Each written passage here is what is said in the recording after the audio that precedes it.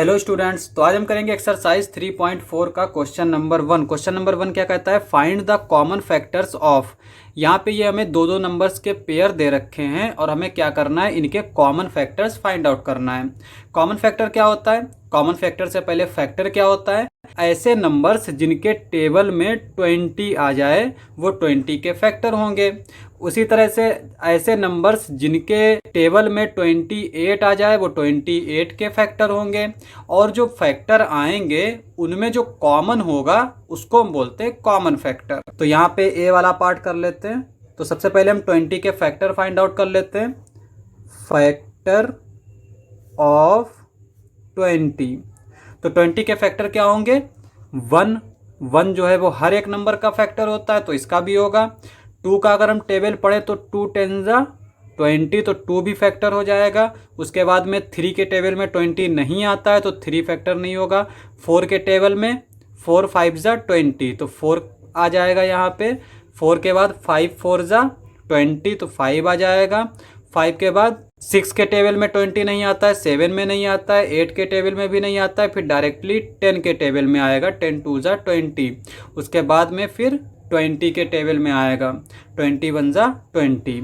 अब यहाँ पे फैक्टर ऑफ 28 के फैक्टर फाइंड आउट कर लेते हैं। 1 होगा, हमेशा होता है।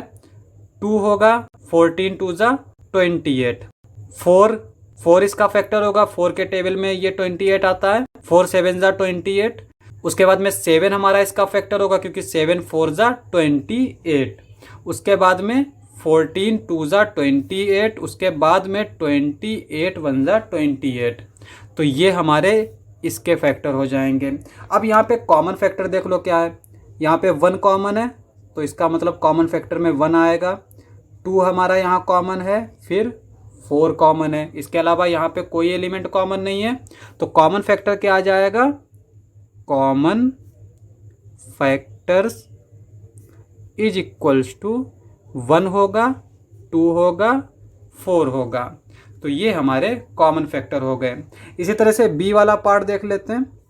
15 एंड 25, तो फैक्टर ऑफ 15 के फैक्टर क्या होंगे? 1 तो सबका फैक्टर होता है। उसके बाद में 2 के टेबल में 15 नहीं आएगा। और यहाँ पे हम डिविजिबिलिटी टेस्ट का भी इस्तेमाल कर सकते हैं। लास्ट में हम देख सकते हैं कि यहाँ पे 0 2 4 6 8 कुछ नहीं है, तो इसका मतलब ये 2 से डिविजिबल नहीं होगा। तो इसका मतलब इसका फैक्टर जो है वो 2 नहीं हो सकता है। अब अगर हम 3 का टेबल पढ़ें तो 3 5 जा 15, तो इसका मतलब 3 इसका फैक्टर हो जाएगा। 3 के बाद 4 इसका फैक्टर नहीं हो सकता, 5 फैक्टर हो जाएगा। 5 के बाद 15 होगा, 15 1 जा 15। तो फैक्टर ऑफ 15 हमारे ये 4 फैक्टर आ गए। उसके बाद में फैक्टर ऑफ 25 के कितने फैक्टर होंगे? एक तो 1 होगा, एक 5 5 जा 25, उसके बाद में सीधे 25। इसके अलावा किसी के भी टेबल में 25 नहीं आएगा। अब यहाँ पे कॉमन देख लेते हैं। यहाँ पे ये 1 कॉमन है, 5 कॉमन है, इसके अलावा कोई कॉमन नहीं है। तो कॉमन फैक्टर क्या आ जाएंगे? Common factor is equals to 1 5। अब यहाँ पे सी वाला पार्ट कर लेते हैं। तो यहाँ पे सी वाला पार्ट क्या दे रखा है?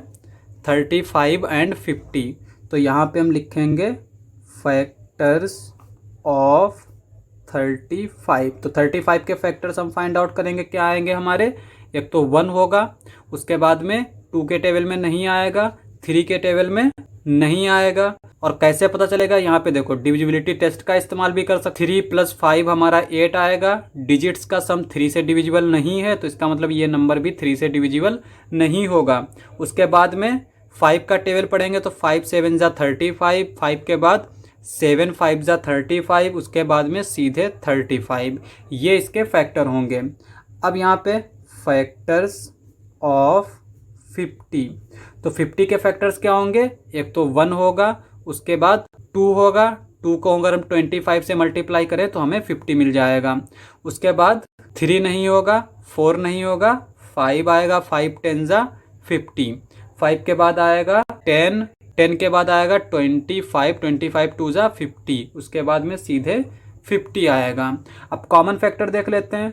कॉमन फैक्टर्स क्या होंगे, एक तो 1 होगा कॉमन फैक्टर, उसके अलावा यहाँ पे 5 है, यहाँ पे 5 है, 5 होगा।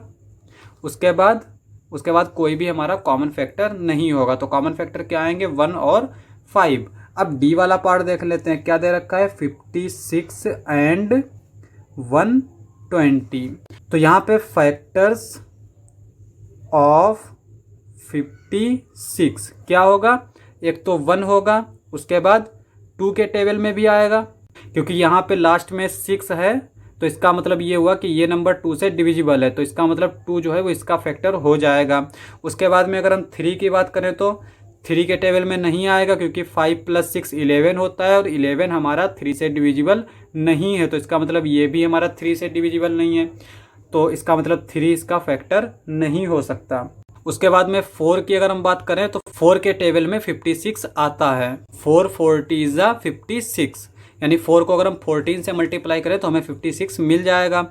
उसके बाद हमारा आएगा 7 के टेबल में 56 आता है। 7 8 = 56, तो इसका मतलब 8 भी इसका फैक्टर होगा। 8 7 = 56। उसके बाद में 14 के टेबल में आता है। 14 4 = 56। उसके बाद में 28 के टेबल में आता है। 28 2 = 56। उसके बाद में सीधे 56 के टेबल में आएगा। तो ये सारे इसके फैक्टर हो गए। अब फैक्टर्स ऑफ 120 के फैक्टर्स कितने होंगे, एक तो 1 होगा, 1 हर एक एलिमेंट का फैक्टर होता है। 2 होगा, क्योंकि यहाँ पे लास्ट में 0 है, ठीक है, लास्ट में अगर 0 2 4 6 हो तो नंबर हमारा 2 से डिविजिबल हो जाता है, और ये नंबर अगर 2 से डिविजिबल है तो इसका मतलब 2 इसका फैक्टर हो जाएगा। 2 के बाद आता है 3 से हमारा ये डिविजिबल होगा, क्योंकि 1 + 2 + 0 3 आएगा, और 3 जो है वो 3 से डिविजिबल है, तो ये नंबर भी हमारा 3 से डिविजिबल होगा। अब अगर हम 4 की बात करें तो 4 से भी ये डिविजिबल होगा, क्योंकि लास्ट में हमारा 20 है, लास्ट के 2 डिजिट, और 20 हमारा 4 से डिविजिबल है, इसका मतलब ये नंबर भी हमारा 4 से डिविजिबल है, तो 4 इसका फैक्टर हो जाएगा। उसके बाद में अगर हम 5 की बात करें तो लास्ट में हमारा 0 है, तो इसका मतलब ये 5 से भी डिविजिबल होगा, तो 5 इसका फैक्टर हो गया। उसके बाद में अगर हम 6 की बात करें तो यहाँ पर देखो ये जो है 2 से भी डिविजिबल है, 3 से भी डिविजिबल है, ये जो है 6 से भी डिविजिबल हो जाएगा, तो 6 इसका फैक्टर हो जाएगा। 6 के बाद 7 के टेबल में नहीं आएगा। 8 की बात करें तो यहाँ पे 120 जो है वो 8 से डिविजिबल होता है। 8 15 = 120। उसके बाद में 8 के बाद आता है 10 के टेबल में 120 आएगा। 10 12 = 120, और वैसे भी यहाँ पे लास्ट में 0 है, तो इसका मतलब ये 10 से डिविजिबल है, तो 10 जो है वो इसका फैक्टर हो जाएगा। उसके बाद में आएगा 12 10 = 120। उसके बाद में 15 आएगा। 15 8 = 120। उसके बाद में 20 आएगा, 20 भी इसका फैक्टर होगा। 26 = 120। उसके बाद में 30 आएगा। 34 = 120। उसके बाद में 40 आएगा। 43 = 120। उसके बाद में 60 आएगा। 62 = 120। उसके बाद में 120। तो 120 के ये सारे फैक्टर्स हैं। अब हमें कॉमन फैक्टर निकालना है, तो कॉमन फैक्टर हमारा क्या आएगा, कॉमन फैक्टर्स क्या हो जाएगा, एक तो यहाँ पे 1 कॉमन है तो 1 लिख लेंगे। 2 कॉमन है, उसके बाद में 4 कॉमन है, 4 के बाद में 8 कॉमन है, 8 के बाद में कोई भी चीज़ कॉमन नहीं है, तो इसके कॉमन फैक्टर्स हमारे कितने हो गए, 1 2 4 8। क्वेश्चन समाप्त। तो आज के लिए बस इतना ही, मिलते हैं अगली वीडियो में।